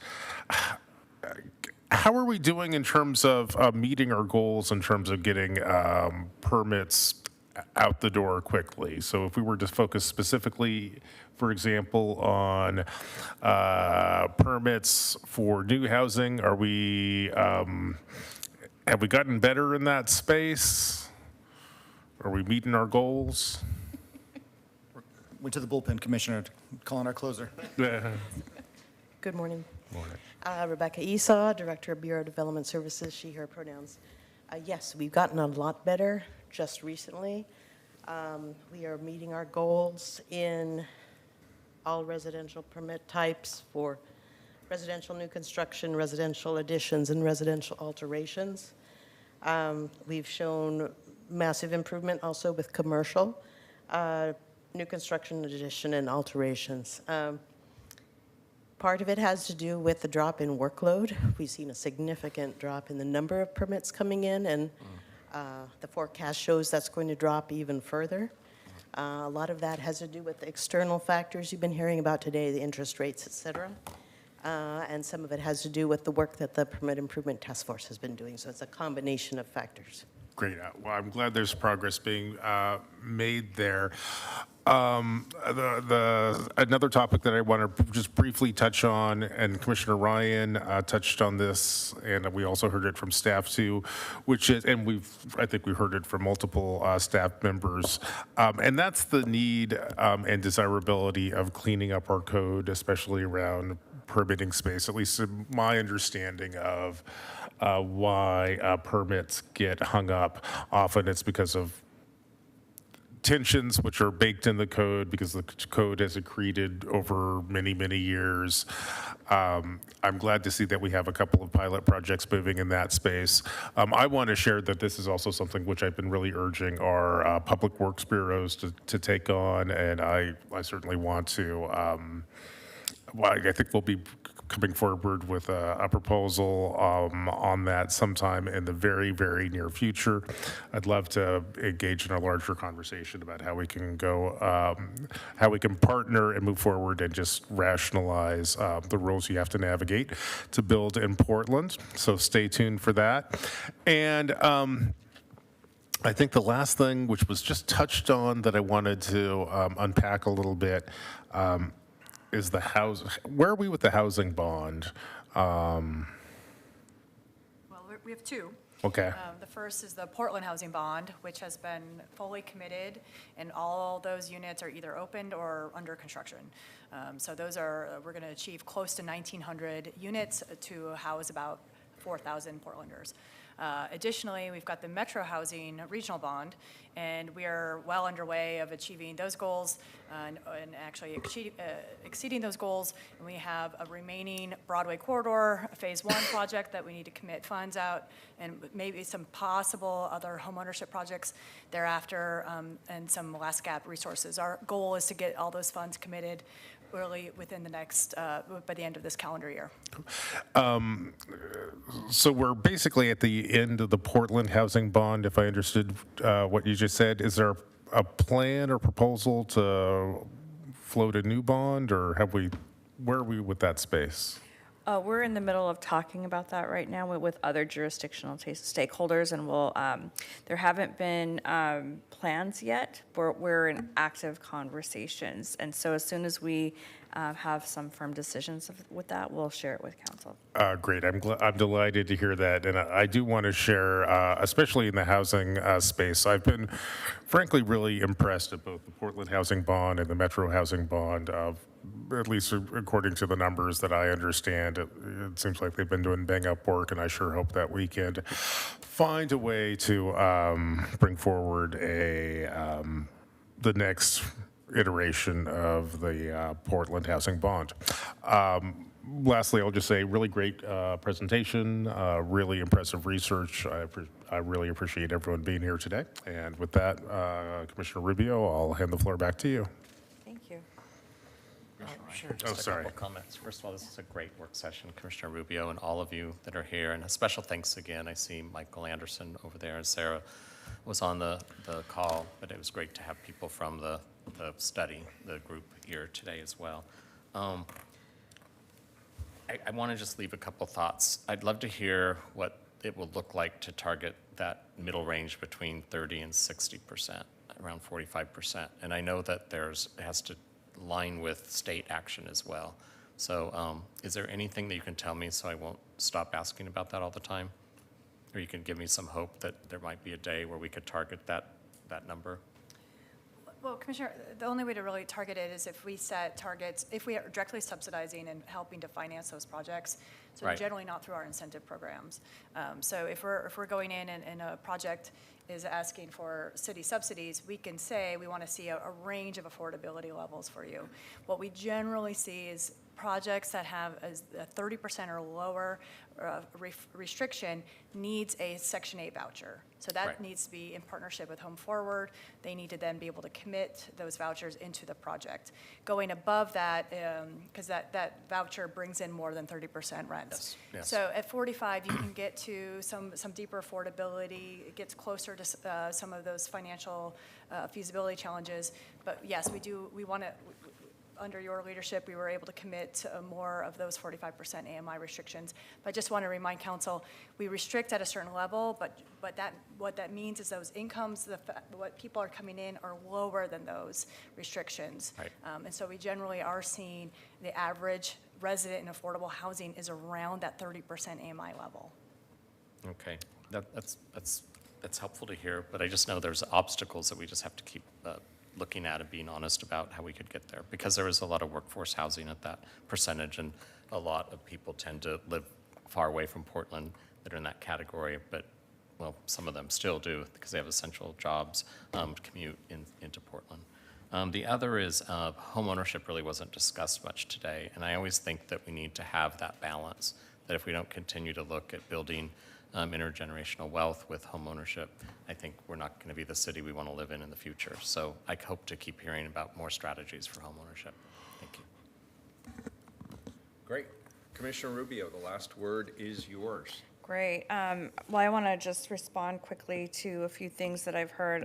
But first, I want to thank you, Commissioner Ryan, for raising those issues, and we'll definitely underscore them and keep them at the fore when we're moving forward in our discussion. So thank you for raising that. And homeownership is definitely a priority of mine as well, so I share that with you.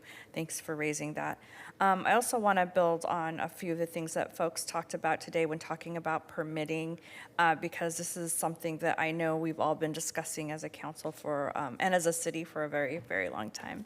I believe that we do need to move forward, as we outlined in our presentation today, with addressing unification issues of our permitting functions, because it's the right thing to do, even though it is the hard thing to do. Oftentimes, those two things are one and the same. And the bottom line is, given the presentation that we've seen today, is that our customers need consistency. They need predictability and speed as they move through the process. And this is inextricably tied to our housing production goals. And that's something that we need to pay attention to right now. So what I'm asking for is for folks to come together, to sit down, help us design one team that reflects this urgency of the moment and the opportunity that we have to prepare before charter change comes. Moving forward, I want to thank everyone for the great conversation today. This represents an incredible amount of work by many people over the past several months. Each of you have teams that have invested time, energy, and expertise to bring this information today, and it was time well spent. And we have one more guest before we wrap it up very quickly. I'd like to invite Dan Field from the Joint Office to share just some brief remarks. I asked Dan to be here today. As I shared in the beginning, housing projection is just one important part of our broader housing continuum. And Dan kindly agreed to share some updates from the Joint Office on their efforts to date and how we will be working together on our shared housing goals, and that no matter where the housing continuum is, people can see themselves on that continuum, and that we're working together in alignment. So Dan, I will turn it to you. Dan, before you speak, I want to apologize. I have to take my daughter to a doctor's appointment, so I'm going to leave. I don't want you to take it personally. I support everything Dan's about to say. Thank you, Commissioner. I'm passing the gavel. Thank you. Thank you. Thank you, Commissioner Rubio. Thank you, Mayor, for that. There's no problem. I'm just here very quickly to reaffirm our support and partnership with the City of Portland. I'm Dan Field, the new director of the Joint Office of Homeless Services. I use he, him pronouns, and I actually don't have a long update or a speech to, hey Jill, I don't have a long speech to give this morning, but I want to just note that the first 6 months of this year, I think, really have marked a very positive turning point in the relationship between the city and the county, and specifically the Joint Office. And I think that's in part due to the leaders at the table here. That doesn't just relate to governance and funding. Those have been the topics we're talking about up until now, and those are critical, and we're on track with those, and we'll continue to work on that. But today is a good reminder that the work is connected at a much deeper level, and I think what we all want to get to is get the governance and funding settled and turn our attention to some of this deeper work and the continuum that Commissioner Rubio talked about. The work that you've been talking about here today, inclusionary housing and permitting, you know, in some ways it has very little to do with homeless services, but in other ways it has everything to do with homeless services. And we have to think about this strategically in the context of a larger continuum. And I know it doesn't relate specifically to the topics that you've covered today, but I do want to give an example of that city-county partnership.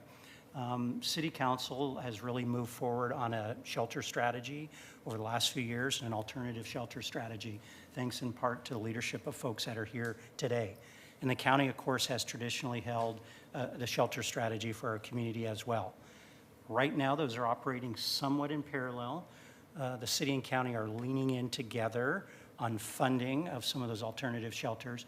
But here's the point I want to make. As we go forward, what I'm seeing is we're steadily moving towards a unified shelter and alternative shelter strategy for our community. And I can see that we're not there, but that we're going there and that we will get there. And again, I apologize that example doesn't relate directly to what the topics were today, but it is an example of where when we settle the waters on governance and funding and partnership, we can actually turn our attention to the deeper work, and our community will be much better off for a unified, integrated strategy that aligns all of the pieces of the housing continuum. So I'm here today to pledge my support to the City of Portland, to elected officials and staff, that the Joint Office will continue with PHB and others to be a valuable partner. Great. Thank you so much, Dan. We really appreciate you being here today and being a partner. Thanks for having me. Thank you.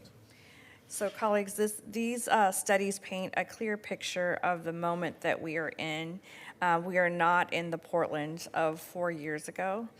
The path forward requires turning over every rock, exploring and considering every option. And given the urgency of the situation, it is imperative that we use the levers we have creatively and thoughtfully, and we must be willing to do some things differently, even if they're hard. So this is not an either-or proposition. We can meet our housing needs and take climate action, so we can do both. So it's time for us to make bold changes, and the work that we're presenting today gives us a really solid foundation to do that. So thank you, everyone, for your presentations. Thank you for the discussion. It was really great, and we look forward to the work ahead. Thanks. Thank you.